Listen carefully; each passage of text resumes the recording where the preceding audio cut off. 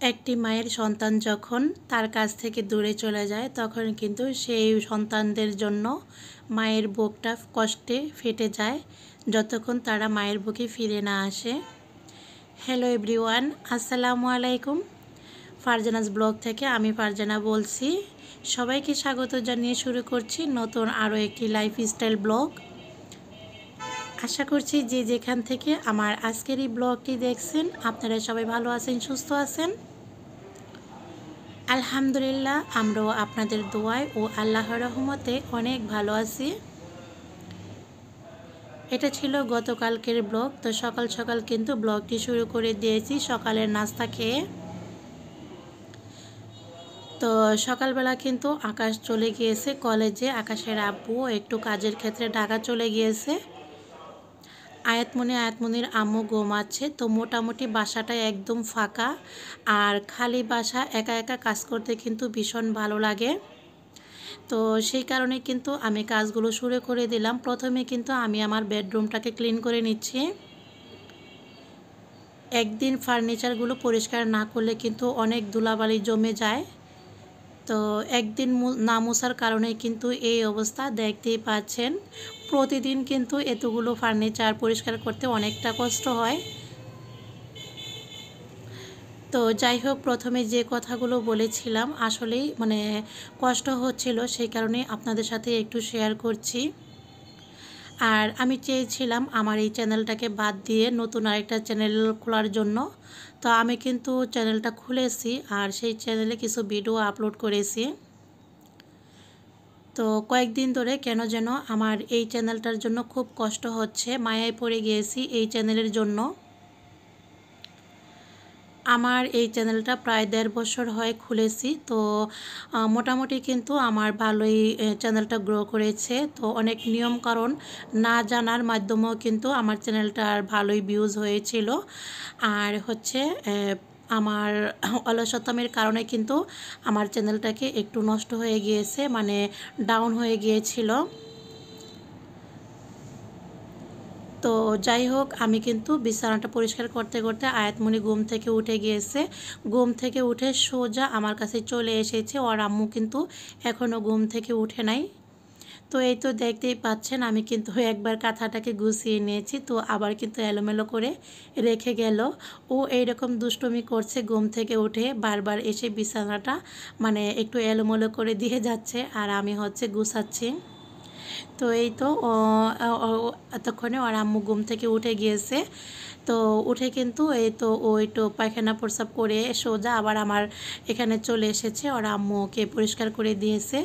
তো এখানে এসে সোজা বিছানায় শুয়ে পড়লো। তো প্যান্ট পরতে চাচ্ছিল না, আমি জোর করে একটু পরালাম। মাঝে মধ্যে একা একাই পরে, আবার মাঝে মধ্যে একটু দুষ্টুমি করে। যাই হোক, আমি যেটা বলছিলাম, তো আমার হাজব্যান্ড কিন্তু দেশের বাইরে থাকে। তো আমার অনেক আপুরাই জানে। তো পুরাতন আপুরা সবাই জানে, নতুন আপুরা যারা না জানছেন জানেন, তাদের উদ্দেশ্য করে বলছি। আমার হাজব্যান্ড প্রবাসী।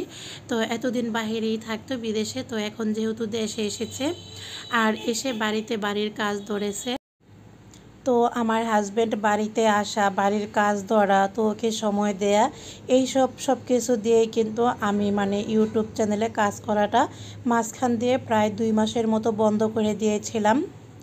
তো তারপর থেকে কিন্তু আমার মোটামুটি আলহামদুলিল্লাহ ভালো ওয়াচ টাইম ছিল। তারপর থেকে কিন্তু আমার অনেক ওয়াচ টাইম কেটে নিয়েছে। তার মধ্যে থেকে কিন্তু আমার মনটা একদম নষ্ট হয়ে গিয়েছে। তো ভাবলাম যে আর ইউটিউবে কাজই করব না, যে আমার এত ওয়াচ টাইম ছিল সেটাও আস্তে আস্তে কেটে নিচ্ছে। তো যাই হোক, এদিকে আমি একটু ভিডিও রিলেটিভ কথা বলে নিচ্ছি। এই তো আমি কিন্তু আমার বেডরুমটাকে একদম ক্লিন করে নিয়েছি। তো দেখতেই পাচ্ছেন, এইরকম একটা পরিষ্কার সুন্দর ক্লিন একটা বেডরুম দেখতে কিন্তু বেশ ভালো লাগে।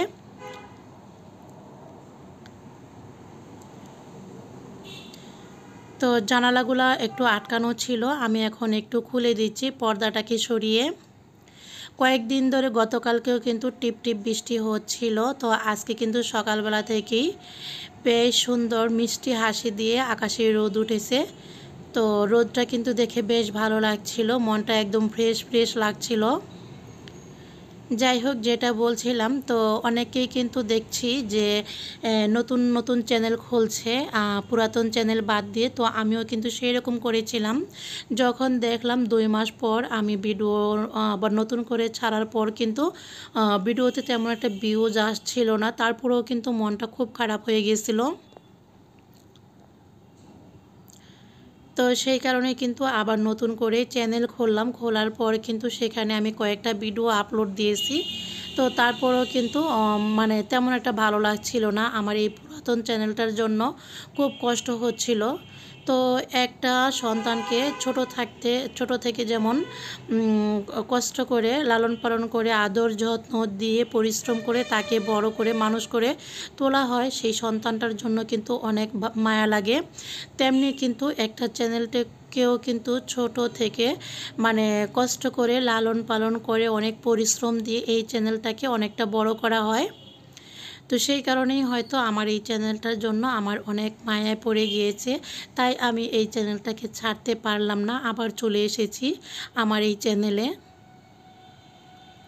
আশা করছি আমার যে পুরাতন আপু ভাইয়েরা আমার সাথেই ছিল এতদিন, তো তারা কিন্তু অবশ্যই আমার সাথে থাকবেন।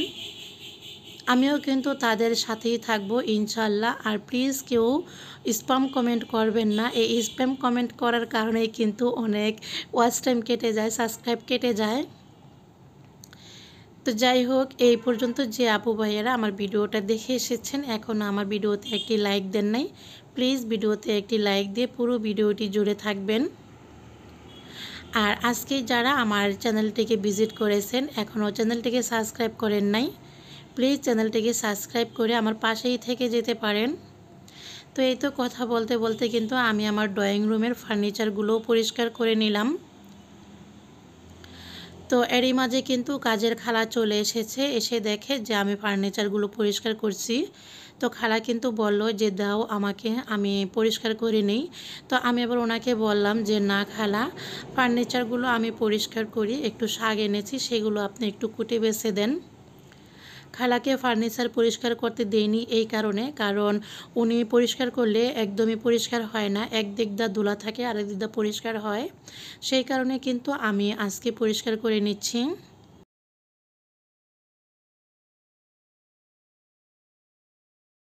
তো যাই হোক, অনেক কথা বলেছি, জানি না কে কি মনে করবেন, তবে আমার যেটা মনে হয়েছে আমি সেটাই করেছি।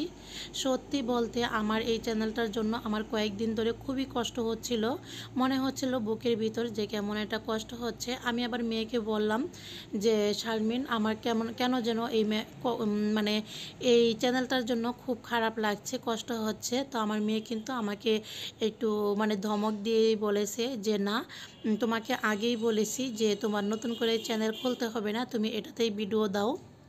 তো মেয়ের কথা কিন্তু শুনি নাই, মেয়েকে আমি জ্বালিয়ে খেয়েছি যে না, আমাকে নতুন করে চ্যানেল খুলে দাও। তো যাই হোক, মেয়ে আমাকে একটু মানে বকাঝকা করলো, কি আর করব, তাই চুপ করে বসেছিলাম। এখন আবার নতুন করে ছুটে ছুটে চলে এসেছি আমার এই চ্যানেলটাকে। তো যাই হোক, এই তো আমি কিন্তু আমার পুরো ড্রয়িং রুমটাকেও আমি পরিষ্কার করে নিয়েছি। তো বেডরুমটা ক্লিন করে সংসারের বাকি কাজকর্মগুলো করে নিচ্ছি।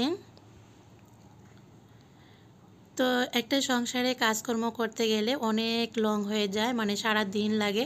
সারা দিন না লাগলেও কিন্তু দুপুর পর্যন্ত, আমি কিন্তু দুপুর পর্যন্তই কাজকর্ম করি।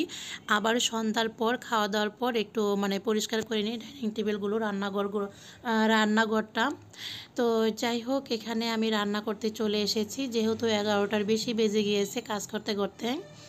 তো সময় মতো রান্না করতে না পারলেও কিন্তু সেটাও ভালো লাগে না। তো এদিকে কিন্তু খালাকে বলেছিলাম যে একটু পেঁয়াজ আলু এগুলো কেটে দেন, উনি কিন্তু আলুগুলো ছোট ছোট করে কেটেছে।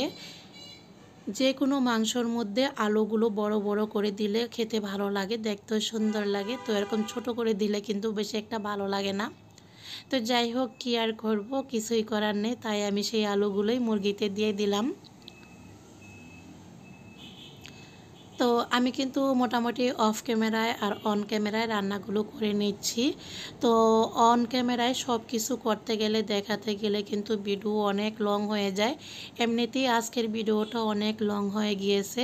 অফ ক্যামেরায় লাল শাকটা রান্না করে নিয়েছি, আর এই তো এখানে কিন্তু বেলে মাছটা রান্না করে নিচ্ছি, বেলে মাছের চচ্চড়ি। তো আকাশের আব্বু কিন্তু আবার মুরগির তরকারি খায় না, সেই কারণেই কিন্তু মানে একটা বেশি রান্না করতে হয়, তা না হলে 2টা পদ রান্না করলেই কিন্তু হয়ে যায়।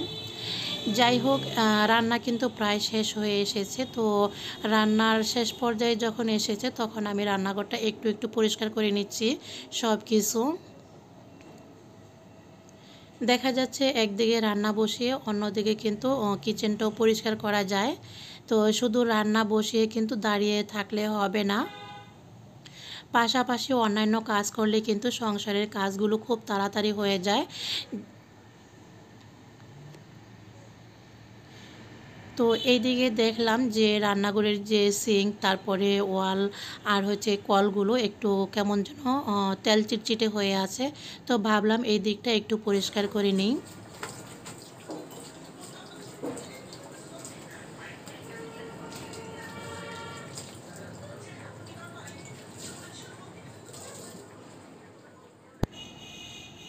তো এদিকে কিন্তু আমি পুরো সিঙ্কটাকেও পরিষ্কার করে নিয়েছি, ভাতও রান্না হয়ে গিয়েছে। এদিকে আমি এখানে ভাতের মাড় জড়া দিয়ে দিলাম। আর এই তো বেলে মাছের চচ্চড়িটা কিন্তু হয়ে গিয়েছে। যেহেতু আমার রান্নাবান্না শেষ, তো রান্নাবান্না শেষ করেই কিন্তু আমি সব সময় আমার ডাইনিং টেবিলটাকে আরও একবার পরিষ্কার করে নিই। সকালবেলাও কিন্তু একবার পরিষ্কার করা হয়েছে।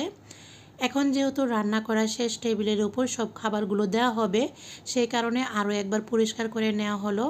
তো সকালবেলা আমরা নাস্তা খাওয়ার পর কিন্তু পরিষ্কার করে নিয়েছি। তাছাড়া পরে কিন্তু আয়াতমণি আর শারমিন ওরা দুজনে নাস্তা খেয়ে নিয়েছে, তো তখন তেমন একটা পরিষ্কার করা হয় নাই। আর তাছাড়া কিন্তু এরই মাঝে মাঝে মধ্যে অনেক কিছু টুকটাক এটা সেটা খাওয়া হয়, সব কিছুই কিন্তু ঘরে ফেলানো হয়। তো রান্নাঘরে কিছু পানি পড়েছিল, তাই আমি শুকনো ব্রাশটা দিয়ে একটু মুছে নিলাম। তো যেহেতু রান্না করা শেষ, রান্না করার পর কিন্তু আমি পুরো ঘরটাকেও একটু ঝাড়ু দিয়ে নিই, তা না হলে কিন্তু ভালো লাগে না। কারণ সকালবেলা একবার ঝাড়ু দেওয়ার পর কিন্তু আবার সারাদিনের কাজকর্মগুলো আমার এই ঘরেই করতে হয়। যেহেতু বাহিরে কোনো যাওয়ার অপশন নেই, ঘরেই কিন্তু এখনকার আমাদের কাজগুলো করতে হয়, সেই জন্য ঘরটা কিন্তু একটু নোংরা হয়। তো যাই হোক, বাচ্চা পোলাপাইন থাকলে কিন্তু এইরকম হয়ই, যেহেতু আয়াতমণি ঘরে ছোট বাচ্চা আমাদের ঘরে।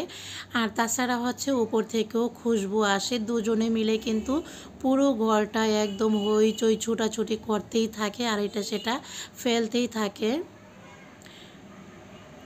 তো যাই হোক, এই দিকে কিন্তু আমি ঘরটাকে ঝাড়ু দিয়ে নিয়েছি। আর হচ্ছে এই তো এই ঝুড়িটাও খালি হয়ে গিয়েছিল, সেটাও খালাকে দিয়ে ধুয়ে নিয়েছি। তো এখানে কিন্তু আমি আলু আর পেঁয়াজ রাখি, সেগুলোই শেষ হয়ে গিয়েছে। যেহেতু মাসের শেষ আর মাসের প্রথম শুরু হয়েছে, বাজার সদায় কিন্তু অনেক কিছু শেষ হয়ে গিয়েছে, তো এগুলো করতে হবে। তো এই তো আমি কিন্তু টেবিলে আমার খাবারগুলো দিয়ে দিয়েছি, দেখতেই পাচ্ছেন। তো এখন আমি টেবিলে সব খাবারগুলো দিয়ে আমি চলে যাব গোসলে। তো এই ছিল আমাদের দুপুর আর রাতের খাবার। আমি কিন্তু দুপুরের রাতের খাবারগুলো একসাথেই রান্না করে নেই। লাল শাক ভাজি, মুরগির তরকারি আর হচ্ছে বেলে মাছের চচ্চড়ি আর গতকালকের বাসি তরকারি ছিল।